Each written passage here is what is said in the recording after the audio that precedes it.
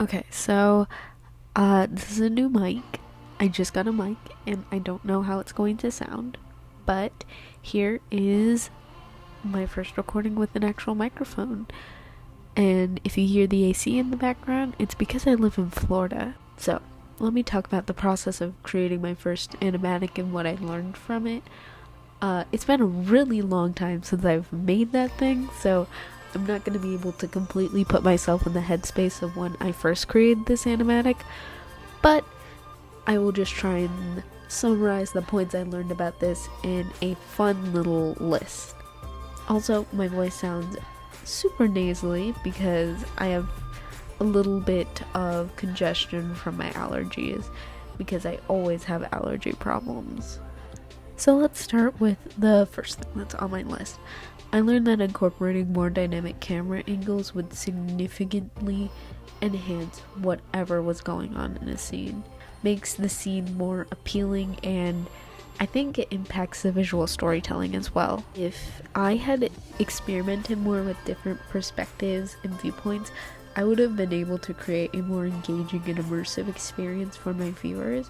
It can get really boring just using the same angle while just showing who's talking at a different time. Like, all that really changes the scene is who is talking and what dialogue is going on in this first animatic. The best thing I can compare this to is like if you are watching a video game and then the cutscene is still from the same angle that you play from. Like, that isn't fun, and it would be hella boring. So while it does take a lot more time to get angles that are unique, I think it would be worth the while if it's stimulating to the viewer, because that's what keeps people watching. Nobody wants to watch boring content, so if you're able to at least create a more stimulating experience for your viewer, then it'll like keep people watching.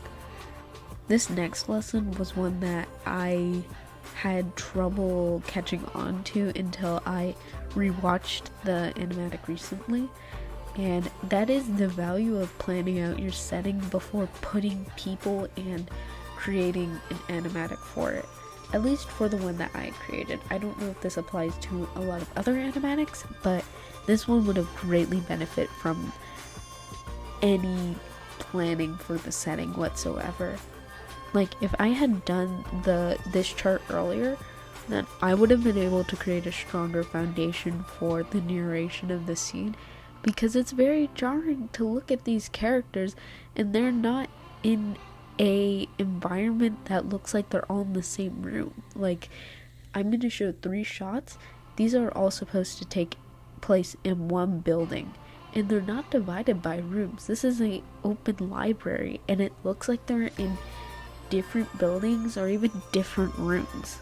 I think if I did something like this chart, then I would have been able to at least see where these characters were and make sure that they look like they're in the same building. Also, this would have helped with my point before of creating interesting angles. I'd be able to create interesting angles if I knew where all of the furniture was and where everyone was standing in this building. Now, I can see if you were making a animatic for someone that was like standing outside, that all you really would need is to know who's standing where, and that wouldn't be as much of an issue. But if everyone's like at a dinner table and people keep changing chairs around, or like you go to an angle and it looks like someone's in a different room, that's just not gonna blend well with the story you're telling. Okay, on to the next point. Another eye-opening lesson that I learned was the power of subtle movements in conveying emotion and adding more engagement with an animatic. Even the smallest gestures or changes can make a significant difference in the way that characters are perceived by an audience, or at least how I view them watching back.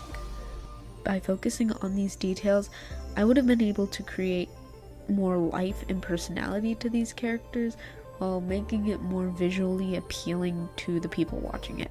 Like, look at this clip from a animatic-esque thing that I made, a short video, And then I'm going to show you one that I redid, but adding just a little bit of movement that took me less than like 15 minutes to get together.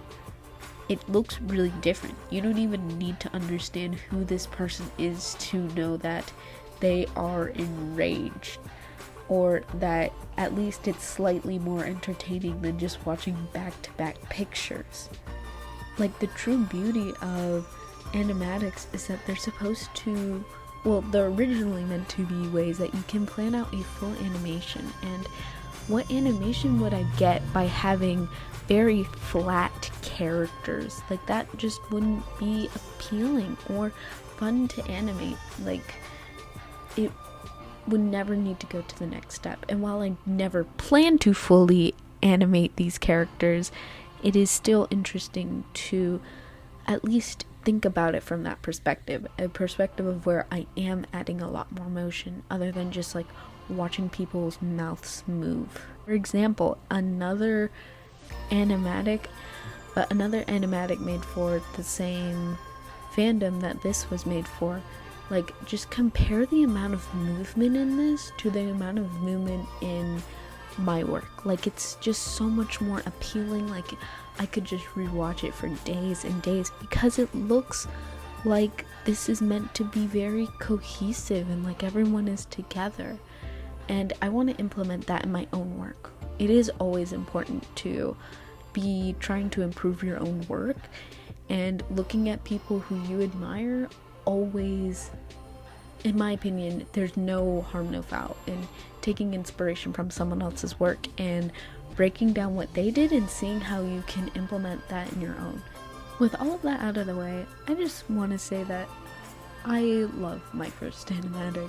Like, I'm very proud of that. That was the first major thing I've ever worked on for this channel, and I wouldn't go back and stop myself from doing it in any way, shape, or form. I think it was a great learning lesson. It really got me out of my comfort zone. Still using techniques that I learned from it today, like planning out and storyboarding, which is something I'm implementing for my upcoming animatics. Like, it's just a way to help me learn, and I wouldn't, like, as much as I probably ragged on it, I don't want to say that I hate it. I don't. I love it. I think it's an important stepping stone. Not really able to take art classes anymore in person, so the internet really has been filling in for me, and I really do want to get better with my art and just share that journey with you all. And I know I'm not alone, and that hopefully my learning can help you learn and create art as well, because we need to keep making art. Ciao!